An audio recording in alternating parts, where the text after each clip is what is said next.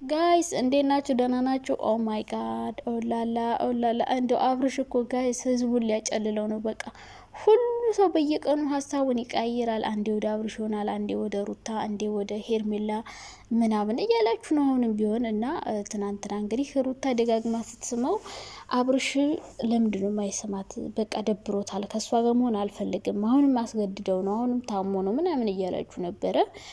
ተንብሌሉ ላይ ያለውን ፎቶ እዩት፣ እንዴት እየሳቀ እንደሚሰማት። እሱ የሚኮሳተረው ፊቱን የሚጥለው ካሜራ ፊት ነው ሀቢብቴ፣ ካሜራ ፊት ነው ማይናገረው። በቃ የታመመ ለመምሰል እንጂ እዚህ ጋር አብርሽ መልስ መመለስ አቅቶት አይደለም። ግን ደግሞ አሁን ለዳኒ ቢመልስለት ምንም ንቆ ነው የተው። ዳኒን እኮ ንቆ ትቶታል። እና እንግዲህ ዛሬ ቡዜ ዴ ምናምን ሆነው ወይ የሚዝናኑበት ቦታ ይሄዳሉ። ሆቴል ካደሩ ወደ ቤታቸው ከተመለሱ ደግሞ ወደ ቤት ይመጣሉ። እና አሁንም ነገም ከነገ ወዲያም ከዛ በኋላ አሁንም ታሟል እያላችሁ ነው የምትቀጥሉት። 5 ቀንም ሆስፒታል ቆየ፣ አልተመለሰም። ከዚህም በኋላ ምንድነው ቸርች ነው ጸበል ነው የሚወስዱት። እዛም ቢወስዱት ልጁ አይመለስም። እና ልጁ ካሜራ ፊት ነው እየተኮሳተረ ያለው እንጂ አብርሽ በጣም ደህና እንደሆነ ማወቅ ትችላላችሁ። ትናንትና አሁን ከሩታ ጋር ሲገናኙ የተለያየ ቦታ ነው የመጡት። እሱም ሌላ ስራ ቦታ ቆይቶ እሷም ደግሞ ለራሷ። ስለዚህ ይህ ሰውዬ ታሟል ለማለት ትንሽ ይከብዳል። ስለዚህ ዝም ብላችሁ አታዋትሩ። በተለይ ዳኒ በጣም እያናደድከኝ ነው። አናትን በዘነዘና ነበረ ፈልጦ መጣል። ምን አይነት ጭንቅላታም ሰውዬ ነው? ምን አገባህ? ዛሬማ ሩታ ትደበደባለች። ቡዜ በጣም እያበደች ነው። አረ ወይኔች ሴትዮ ምን ሆና ነው? ከአብርሽ ቀድማ እኮ እሷ ልታብድ ነው። እናንተ ምንድን ነው? ሄርሜላ ሀብታም ስለሆነች በቃ በመኪና እኔ አመጣዋቸው ከዛ መጡ። ሄርሜላ በቃ መኪና ስላላት በጣም ከሷ ጋር መሆን ፈልጋቸዋል ነው። አንዳንድ መኪና እንዲሁ ጊፍት ብትሰጠን ብላችሁ ነው። ሄርሜላ ግን የሆነት ሀብታም የሆንሽ የገቢ ምንጭሽ ምንድን ነው? ከየት እያመጣሽ ነው? አንቺ ሀብታም እንደሆንሽ ነው ሁሌ የምታወሪው። እና በመኪና ስላመጣዋቸው ነው ያመጣዋቸው። እና አሁንም ቡዜና ዴብን ይዛቸው የምትሄድ ሄርሜላ ናት። ምክንያቱም እነሱ መኪና የላቸውም። የአብርሽን መኪና ኤፋ ይዟል፣ የሩታን ሩታ ትይዛለች። ሰው አሁን እነሱ በቃ ሄርሜላ ናት ይዛቸው የምትሄደው የሚዝናኑበት ቦታ። ከዛ ሄደው ደግሞ ትንሽ ድብድብ ጸብ ይፈጥራሉ። ምን ሊሉ እንደሆነ አላቅም። አሁንም እንውሰደው ነው፣ ሌላ ምንም ሊሉ አይችሉም። የት እንደሚወስዱት አናቅምና ታያላችሁ። ዛሬም እዛው ሆቴል አድረው ከሆነ እነ ሩታ ይሄዳሉ። ቡዜ ሩታን አሁን በቃ መማታት ብቻ ነው ይቀራል። በጣም እየጮኸችባት ነው፣ በጣም እየተናደዱ ሁለቱ ወንድማማቾች። ኤፍሬምንም መተውት ትናንትና ልትመተው ነበር እና አሁን ቤተሰቡ በጣም እየተበጣበጠ ነው። በነገራችን ላይ እኔ በጣም የገረሙኝ ዳኒን አምናችሁ እናንተ ከሩታ ጋርና ከአብርሽ ጋር መጣላታችሁ።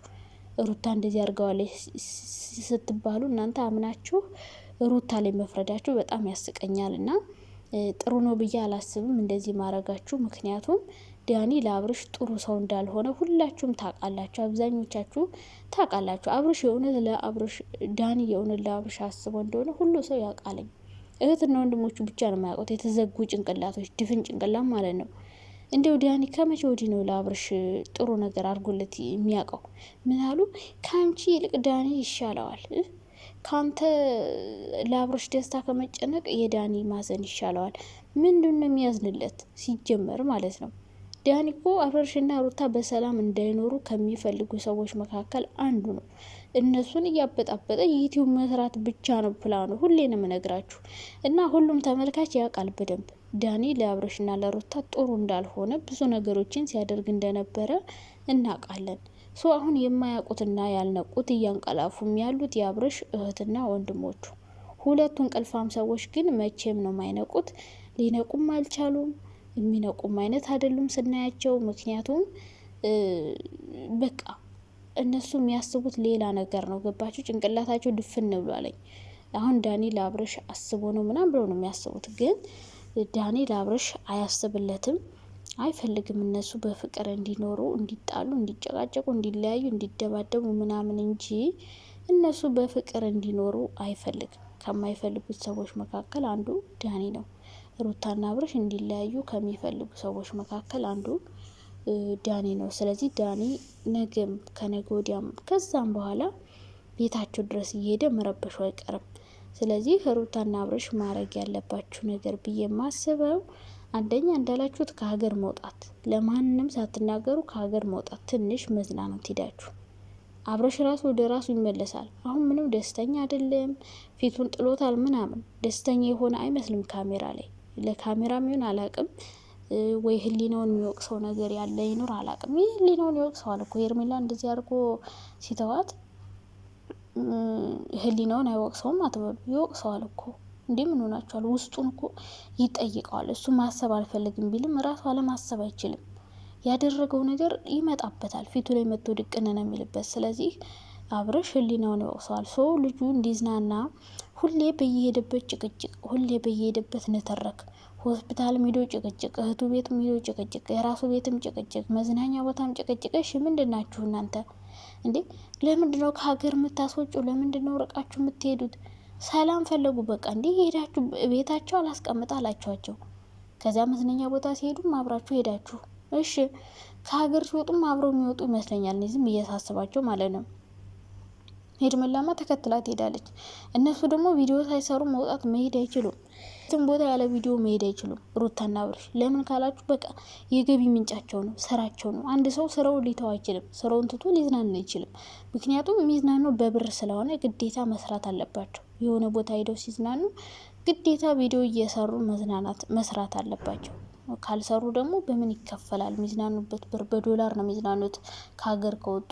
ሰው ከሀገር ወጥተው ቪዲዮ ሲሰሩ ቀጥ ብለው ደግሞ ቪዲዮ የሚሰሩበት ድረስም ሊሄዱ ይችላሉ። ስለዚህ እባካችሁ የሰው ህይወት አትበጥብጡ። የምሬን ነው የምላችሁ። እነሱ በሰላም ህይወታቸውን መኖር ፈልገዋል፣ ይኑሩበት። በቃ ምን ነው በግድ ሙጭጭ መዥገር መሆን መዥገር። ዳኒማ እንደው ሀሳቢ ሲጫወት እኔ በጣም ነው የገረመኝ። እንዳላሰበላቸው እኮ ሁሉ ሰው ያውቃል። እኔ እህትና ወንድሞቹ ለምን በዚህ ልክ የተዘጋ ጭንቅላት እንደያዙ አላውቅም። ዝግት ያለ ጭንቅላት፣ የማያስብ ድፍን ጭንቅላት። ምንድነው እንደዚህ መደፈን? እንደማያስብለት እያወቁ ግን እሱ ነው የሚያዝንለት።